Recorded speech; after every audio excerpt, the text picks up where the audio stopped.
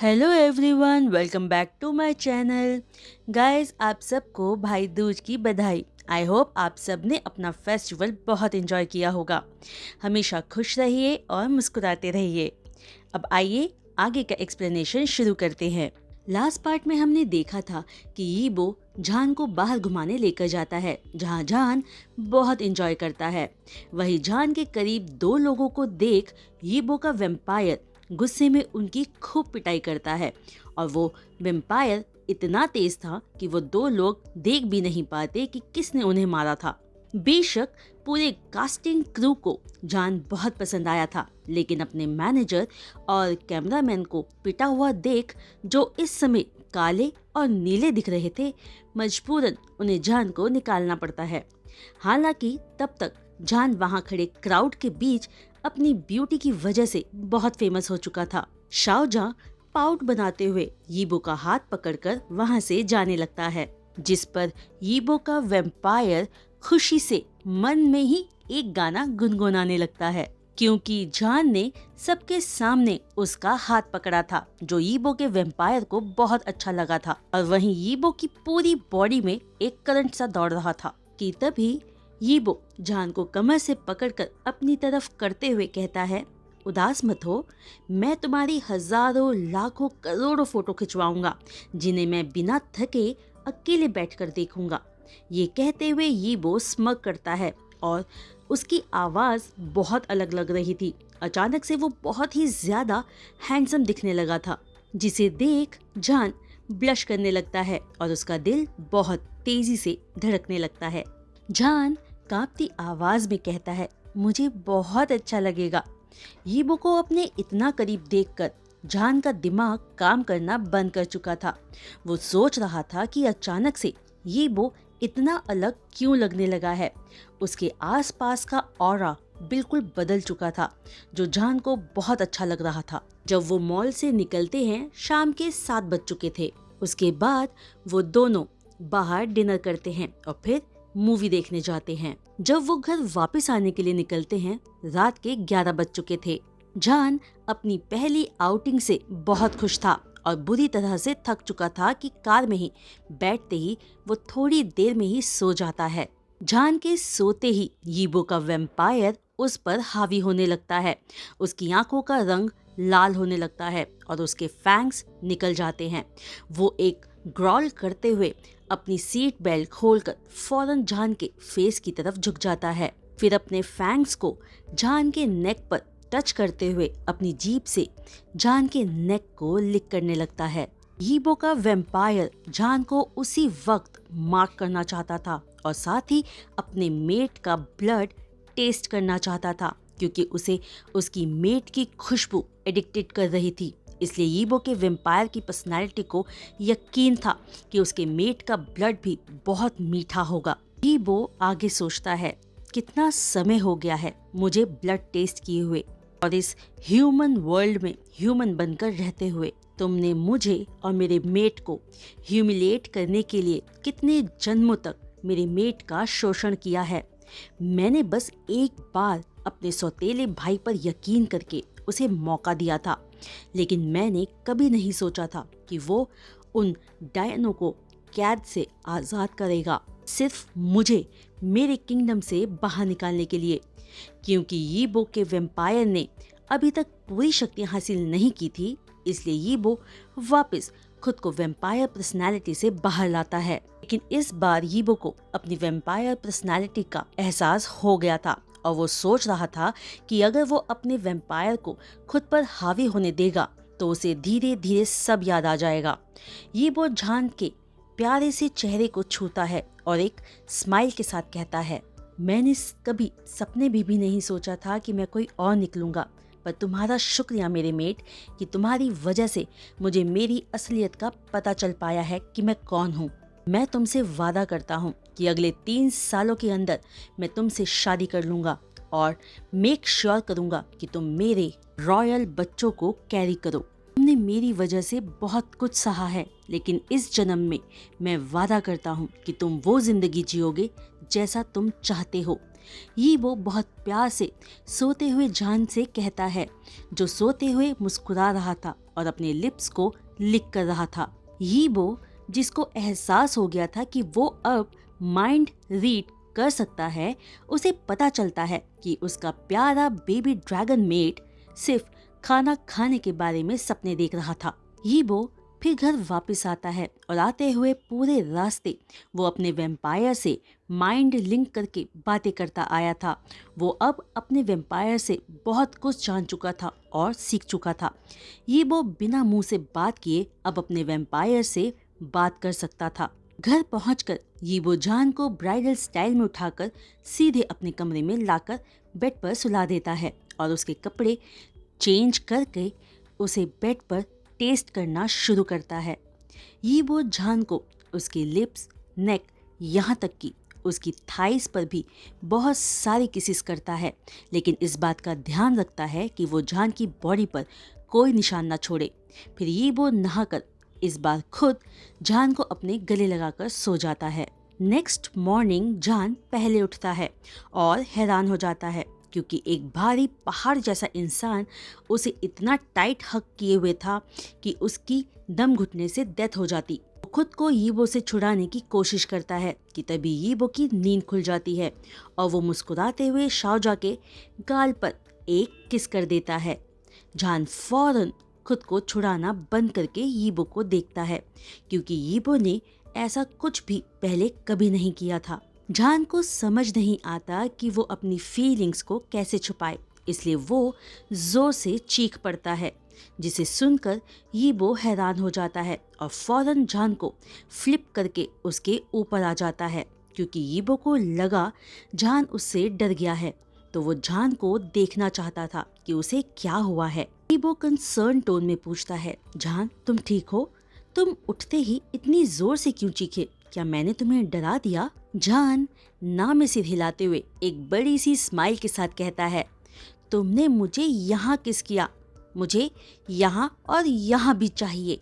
मैं बहुत खुश और एक्साइटेड हो गया था, इसलिए खुशी से चीख पड़ा। जान ये कहते ही अपना सिर दूसरी तरफ मोड़ लेता है ताकि यीबो उसके दूसरे गाल पर किस कर सके और आखिर में उसके लिप्स पर, जिसे सुनकर यीबो का वैम्पायर ग्रॉल करते हुए यीबो पर टेक ओवर करने की कोशिश करते हुए माइंड लिंक करके यीबो से कहता है, उसके गाल पर किस करो और मुझे उसके लिप्स को टेस्ट करने दो। तुम 2 बार किस करोगे और मैं 1 बार, ठीक है ना? जिसे सुनकर यीबो स्मग करते हुए माइंड लिंक से जवाब देता है, स्मार्ट बनने की कोशिश कर रहे हो? ऐसा नहीं होगा। ये कहकर यीबो अपने वैम्पायर को इग्नोर करता है क्योंकि उसे पता था कि उसका वैम्पायर कितना खतरनाक और बुरा है। वो ज़रूर उसके इनोसेंट और भोले से ड्रैगन को डरा देगा, पर यीबो ऐसा नहीं चाहता था। वो हर चीज़ धीरे धीरे आगे बढ़ाना चाहता था। यीबो का वैम्पायर, जो कि यीबो के थॉट्स को पढ़ लेता है, गुस्से में ग्रॉल करते हुए चुप हो जाता है। यीबो जान के गाल पर किस करके एक सॉफ्ट किस जान के लिप्स पर भी करता है, फिर उसे बात लेने को कहता है, जिसे सुनकर जान गिरते पड़ते भागते हुए वॉशरूम में चला जाता है, जिसे देख यीबो मन ही मन में खुश होता है कि उसका ड्रैगन मेट कितना इनोसेंट, क्यूट और चाइल्डिश है। अब 1 हफ्ता बीत चुका था। यीबो का बिहेव जान के लिए पूरी तरह से बदल चुका था। वो जान का ख्याल रखने लगा था और अपना प्यार उसके लिए दिखाने लगा था। जान को भी ये नया यीबो बहुत पसंद आने लगा था। मेंशन के वर्कर्स में भी अपने बॉस के बिहेवियर में बदलाव महसूस किया था। यीबो का फोबिया डिसऑर्डर पूरी तरह से ठीक हो चुका था। अब वो लोगों के करीब भी जा पाता था और उनसे हाथ भी मिला पा सकता था। उसको पैनिक अटैक भी अब आने बंद हो चुके थे। उनके बॉस अगर उस छोटे से ट्रबल मेकर को ठीक करने के लिए खुद ठीक हुए थे, तो ये एक करिश्मा था कि सिर्फ 1 महीने में उनके बॉस अपने फोबिया से बिल्कुल ठीक हो गए थे। जान को बेशक ये नया यीबो पसंद आ रहा था, लेकिन अभी भी जान के लिए उनके बीच वो ज़रूरी चीज़ नहीं हुई थी जो शुकाई के हिसाब से होना बहुत ज़रूरी होता है। लेकिन वो सब होता कैसे है, इसके लिए उसने शूकाय से बात करने की कई बार कोशिश करी, लेकिन उसका खाना खुद को जान से कैसे बचाना है और छुपाना है बहुत अच्छे से जानता था। पर आज जब ये वो किसी काम से बाहर गया हुआ था और लंच तक वापस आने वाला था, जान अपने खाने को पकड़कर बात करने का मन बना चुका था, क्योंकि उसके पास बहुत सारे सवाल थे जिनके उसे जवाब चाहिए थे। जान यीबो के नए लैब के बाकी सभी दरवाजे और खिड़कियों को बंद करके मेन डोर पर शूकाय के आने का इंतजार करता है कि थोड़ी ही देर में जान को शूकाय लैब की तरफ आता दिखाई देता है, जो कि छुपते छुपाते एक चोर की तरह आ रहा था। इससे पहले कि शूकाय जान को देखने के बाद वहां से भाग पाता, बहुत देर हो चुकी थी। जान ने अपने खाने को पकड़ लिया था और उसकी पकड़ के सामने शूकाय कुछ भी नहीं कर पा रहा था। भागने की कोशिश मत करो माय डियर फूड, मेरे पास तुम्हारे लिए कुछ सवाल है जिनके तुम्हें मुझे जवाब देने हैं। जान शूकाय के कंधों पर अपनी उंगलियां नचाते हुए कहता है। शूकाय को बहुत अच्छे से पता था कि ये शेमलेस ट्रबल मेकर जरूर कुछ शर्मिंदा करने वाले सवाल ही पूछने आया होगा। मैं कुछ सुनना नहीं चाहता और मैं तुम्हारे कोई सवाल नहीं सुनूंगा, बल्कि मैं जवाब चाहता हूँ। शूकाय थोड़ी ऊंची आवाज में बोलता है, जिसे सुनकर पहले तो जान अपनी भौहें सिकोड़ता है, फिर अगले ही पल वो एक स्माइल के साथ अपने लिप्स को लिक करता है और कहता है, अब जब तुम मेरे सवालों के जवाब नहीं देने वाले हो तो मैं देख रहा हूँ कि तुमने अच्छी हेल्थ बना ली है और तुम पर पहले से ज़्यादा मांस दिख रहा है। मुझे यकीन है तुम पहले से ज़्यादा यमी हो चुके होगे। अब इस प्रिंस के हाथों तुम खाए जाओगे। ये तुम्हारे लिए कितने सम्मान की बात होगी, है ना? ये कहते हुए जान के फैंग्स दिखने लगते हैं और उसके चेहरे पर ड्रैगन्स की गोल्डन लाइंस आने लगती है, जिसे देख शूकाय बहुत बुरी तरह से डरकर कांपती आवाज में कहता है, नहीं नहीं, मुझे मत खाओ, मैं जवाब दूंगा। ये कमजोर इंसान तो सिर्फ थोड़ा सा मजाक कर रहा था। इस अच्छे दिल के ड्रैगन प्रिंस का कोई काम करना तो मेरे लिए सम्मान की बात है। ये सुनकर जान स्माइल करते हुए नॉर्मल हो जाता है और कहता है, अंदर चलो। जब तक तुम इस प्रिंस की इज्जत करोगे और बात मानोगे, तब तक ये प्रिंस तुम्हें नहीं खाएगा। मैंने तो तुम्हारे लिए ब्रेकफास्ट भी बनवाया है। ये कहते हुए जान शूकाय को खींचकर ले जाता है। शूकाय, जो अभी भी डरा हुआ था, सोचता है कि ये ड्रैगन अभी भी उसे खाने का सोच रहा है। फिर डाइनिंग रूम के चेयर पर बैठते हुए शूकाय पूछता है, तो मेरे प्रिंस, ये बताओ कि तुम क्या पूछना चाहते हो? जान बिना बातों को घुमाए फौरन पूछता है, मैं चाहता हूँ कि तुम मुझे दिखाओ कि लव मेकिंग कैसे करते हैं। शूकाय, जिसके कानों को यकीन नहीं हो रहा था कि उसने क्या सुना है, अभी हैरानी से पूछता है, क्या कहा अभी तुमने? मैंने कहा मुझे अभी दिखाओ कि लव मेकिंग कैसे करते हैं। जान बिना किसी झिझक और शर्म के दोबारा कहता है, मानो ये बहुत नॉर्मल बात हो। मैं नहीं करूँगा, यू शेमलेस ड्रैगन। अब चाहे तुम मुझे मारो या खा जाओ, पर ये मैं नहीं दिखाऊंगा। मैं तुम्हारा हस्बैंड नहीं हूँ जो ये तुम्हें करके दिखाऊं। जाओ और अपने हस्बैंड से पूछो। शूकाय चिल्लाकर बोलता है, जिसकी वजह से जान की भौहें सिकुड़ जाती हैं। शूकाय बिना वक्त गंवाए वहां से लैब की तरफ भागने लगता है। वहीं रुक जाओ, तुम मुझे दिखाओ अभी इसी वक्त, चाहे तुम्हें पसंद हो या नहीं। जान भी चिल्लाकर बोलते हुए शूकाय के पीछे भागने लगता है।